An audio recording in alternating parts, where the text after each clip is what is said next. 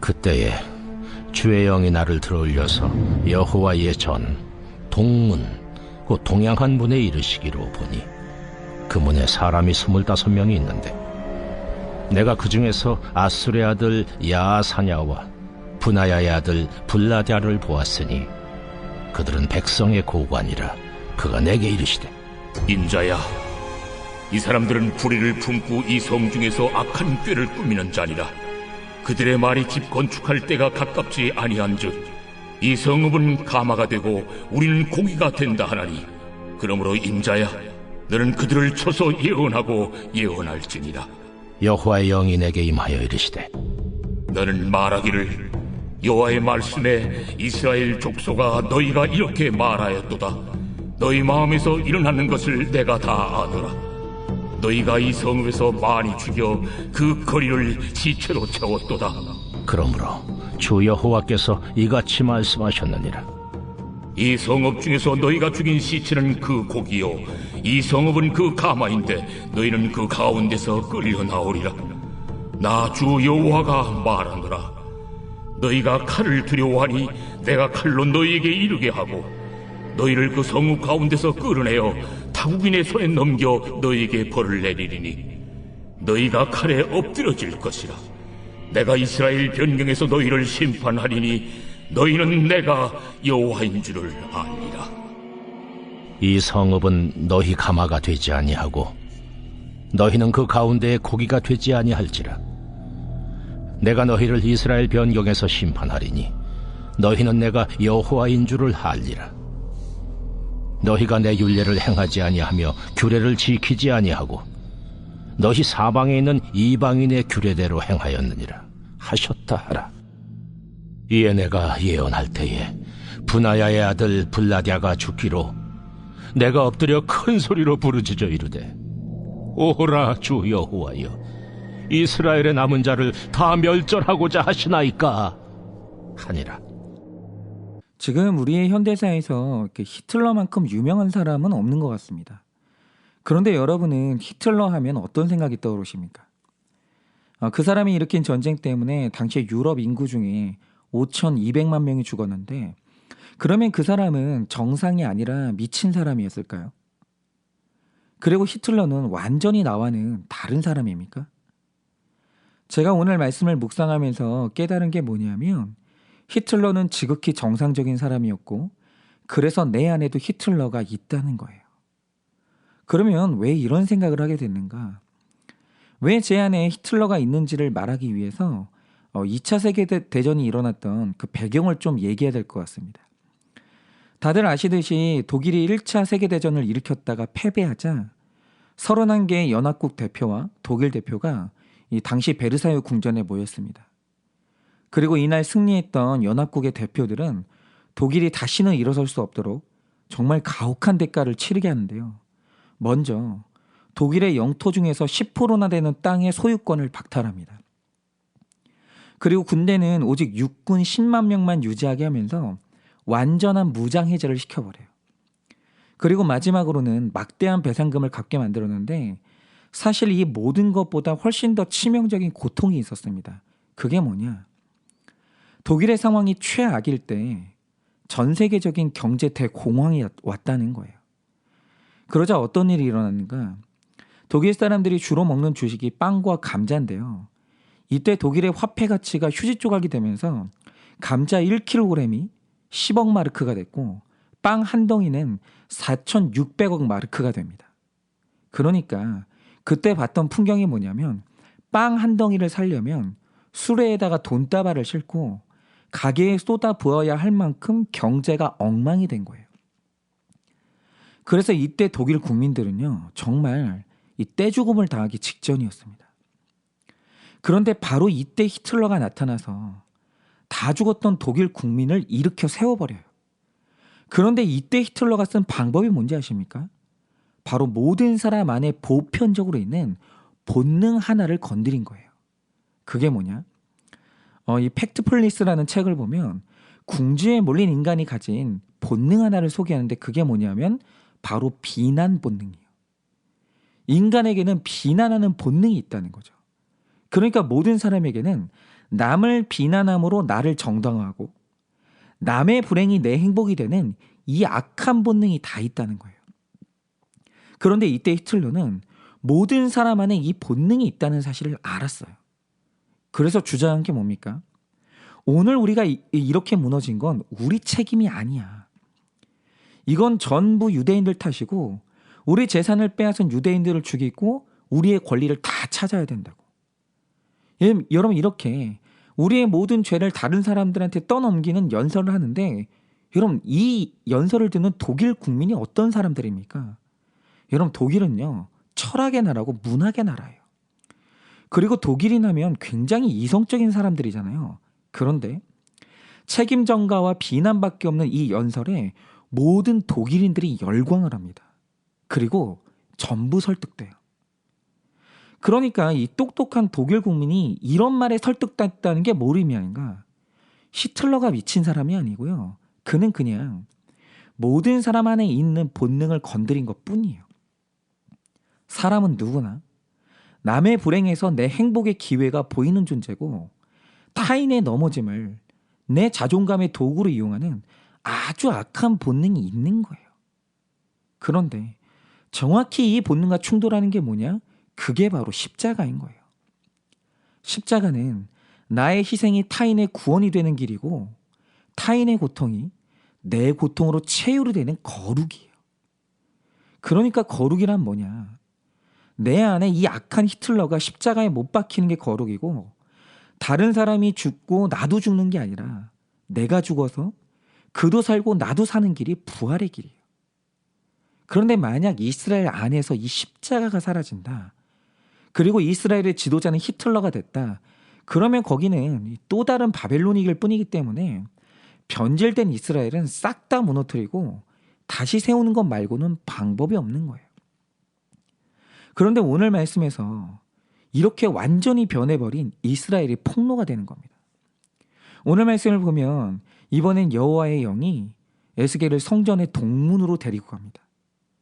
그런데 에스겔이 그곳을 가보니까 거기에 25명의 지도자들이 모여 있었어요. 그리고 무슨 얘기를 막 하고 있는 거예요. 그런데 에스겔이 그들의 대화를 듣고 굉장히 큰 충격에 빠집니다. 왜인가? 제가 지금 계속 말씀드리듯이 지금 에스겔서의 시점은요. 바벨론이 남유다를 침공하면서 2차례에 걸쳐서 포로를 끌고 간 상황이거든요. 그러니까 이 당시에 2번에 걸쳐서 왕족, 귀족, 엘리트들이 다 끌려가고 이제 유대 땅에는 끌려가지 않은 몇몇 관리들이 남아 있었어요. 그런데 에스겔이 남아있는 자들에 대해서 굳건히 믿었던 게 뭐냐? 지금 본국에 있는 우리 형제들이 포로로 끌려간 동포들 때문에 애통해하고 있고 이들이 속히 풀려날 수 있도록 하나님께 간절히 기도하고 있다고 굳게 믿었어요. 우리의 아픔이 그들의 아픔이라고 믿었던 거죠. 그리고 이런 믿음을 가진 채로 오늘 남유다에 남아있는 관리들의 대화를 듣게 된 거예요. 그런데 이 대화를 듣던 중 에스겔이 받은 충격이 뭐냐? 자기의 믿음과는 달리 이 관리들이요. 사람들이 포로로 끌려간 걸 너무 좋아하고 있는 거예요. 왜냐? 3절에 보시면 이런 말씀이 있죠. 그들의 말이 집 건축할 때가 가깝지 아니한즉 이래요. 이 말 뜻이 뭐냐면 지금 바벨론 포로로 끌려간 사람들이 다들 귀족들이고 엘리트들이거든요. 부자들이었어요. 그런데 이렇게 되니까 그들이 살던 좋은 집들이 다 주인 없는 빈집으로 남아있는 거예요. 그러니까 이들이 그 집을 보면서 이제 집을 건축할 필요가 없다고, 그러면서 서로가 좋은 집을 차지하겠다고 기뻐하고 있는 거예요.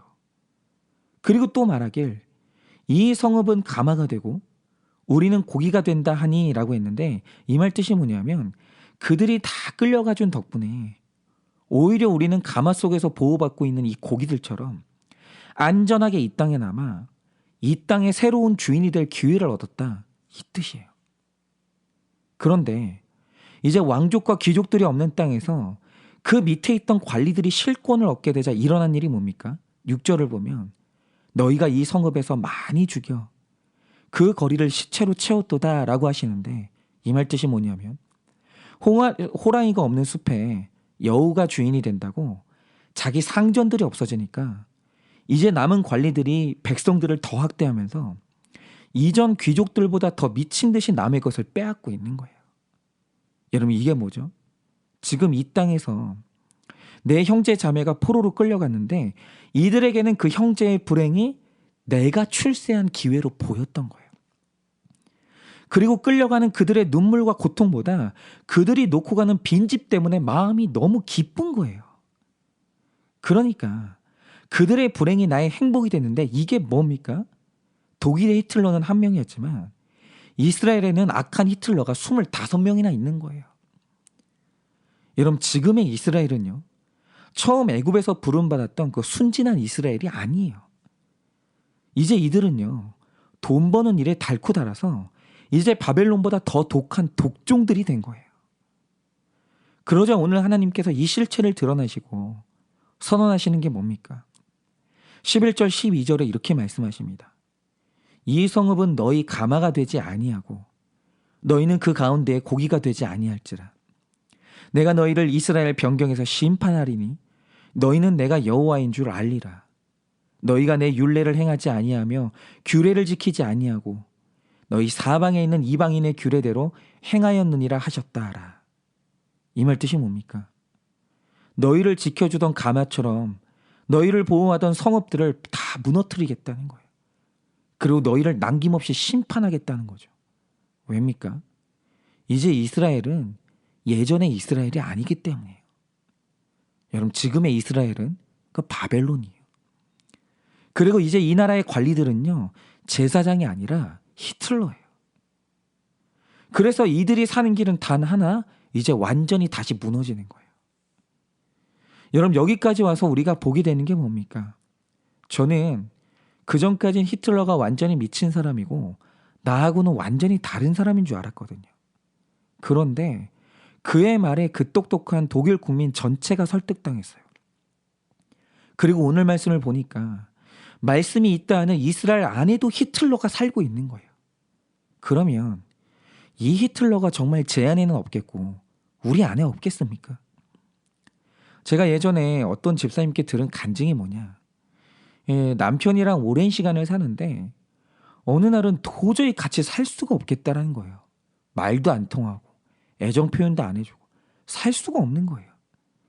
그런데 이런 와중에 자기 마음에 또 다른 남자가 들어오기 시작하는 거죠. 그리고 날마다 드는 상상이 뭐냐면 저 남자랑 새롭게 살아보면 어떨까? 다시 저런 남자에게 여자 대접을 받고 싶다. 이런 열망이 드는데 문제는 뭐냐면 저 꼴 보기 싫은 남편이 너무 건강하게 살아있는 거예요. 그리고 저 사람이랑 이혼할 용기는 없는 거예요. 이렇게 마음에 갈등이 있던 어느 날, 이 남편분이 똑같은 시간만 되면 칼같이 집에 들어오는 분인데 그날따라 안 들어오더라는 거예요. 그러면서 시간이 계속 흐르니까 갑자기 마음 안에서 일어난 감정이 뭔지 아십니까? 왜 안 들어오지? 하는 걱정이 되는 게 아니라 혹시 사고가 나서 죽은 게 아니야? 라는 생각이 들면서 기대가 되더라는 거예요. 왜요? 그 남자만 죽어주면 당장이라도 행복한 새로운 삶을 살 수 있을 것 같은 거예요. 그런데 제가 그 말씀을 들으니까 제 생각이 나는 거예요. 제가 자주 말씀드리지만 어릴 때 저희 집에 가져오는 아버지의 사례비는 도저히 세 아들이 공평하게 나눠 쓸 수 없는 적은 돈이었습니다. 그런데 저는 안목에 정욕이 있는 사람이라 유행이 올 때마다 새로운 옷도 사고 싶고 남부럽지 않게 돈을 쓰고 싶은데 형제가 많으니까 그나마 없는 돈에서 저에게 돌아오는 돈이 없는 거예요. 그래서 그때 제일 부러웠던 사람이 누군지 아십니까? 외동아들, 외동딸이에요. 왜요? 부모가 벌어오는 돈을 걔는 혼자 다 쓰잖아요. 그래서 가만히 생각을 해보면요, 제가 지금 딸이 하나인데 그 기억 때문에 둘째, 셋째를 안 갖는 것 같아요. 그래서 정말 어떤 날은요, 저 빼고 나머지 형제들이 다 죽는 상상을 그렇게 했어요. 그런데 이런 저의 잔인함이 성인이 됐으면 없어지겠습니까? 그게 아니라 성인이 되면 더 커지고 더 잔인해지는 거예요. 여러분, 저는 늘 1등을 하고 싶었고 최고가 되고 싶었고 가장 인정받고 싶었어요. 그러니 내 마음을 흔들어 놓는 그 악한 기쁨이 뭐냐? 누군가 나보다 실력이 없으면 그게 그렇게 기쁜 거예요. 그리고 내 앞에서 누군가 지도자에게 혼나고 있으면 그게 그렇게 안심이 되는 거예요. 아, 내 경쟁자 하나가 또 도태됐구나. 그런데 이기고 또 이겨야 직성이 풀리는 이 감정이 뭐냐? 이게 바로 히틀러의 본질이에요. 오늘 당장이라도 예수님 없고 십자가가 없으면 히틀러가 될 사람이 접니다. 그래서 제가 이런 제 본성을 잘 알기 때문에 늘 경계하는 세상의 언어가 하나 있어요. 그게 뭐냐면 위기가 기회라는 말이에요. 만약 이게 구속사적으로 해석돼서 내 위기, 고난이라는 위기가 말씀이 들리는 기회가 되고 회개하는 기회가 된다라고 하면 그건 오케이예요. 그런데 제 안에서 틈만 나면 고개를 쳐드는 이 히틀러가 뭐냐? 다른 교회 무너지는 소식이 내 교회 성장하는 기회로 보이고 다른 목사님 넘어지는 소식이 내 의를 자랑할 기회로 보인다는 거예요. 제 안에 분명히 이 히틀러가 있어요. 제 안에 이런 25명의 지도자가 있는 거예요. 그런데 그런 히틀러, 그런 25명의 이 관리가 제 안에 자리를 잡는 순간 하나님이 절 구원하시려면 저의 성읍을 완전히 무너뜨려야 되는 그런 사람이 제가 되는 거예요. 그래서 만약 오늘에라도 하나님이 내 성읍을 완전히 무너뜨리셨다. 그러면 제가 저를 알기 때문에 하나님이 옳다라고 말할 수밖에 없는 거예요. 제 안에 히틀러가 있기 때문에 하나님께서 저를 무너뜨리신 거예요. 여러분은 어떠십니까? 위기는 기회라고 하는데 여러분은 이 말이 어떻게 해석되시나요? 이게 에스겔처럼 해석되십니까? 아니면 말씀의 25명처럼 해석되십니까? 우리가 바라기는 타인의 위기가 내 성공의 기회로 보이는 것이 아니라 내 위기가 내 회개의 기회와 구원의 기회가 되기를 원합니다. 내 형제의 위기는 내 아픔이 되기를 원해요. 그래서 우리는 이 땅을 살아가는 동안 히틀러가 아니라 제사장이 되어서 무너진 곳을 중수하는 사명자가 되시길 예수님의 이름으로 축원드립니다.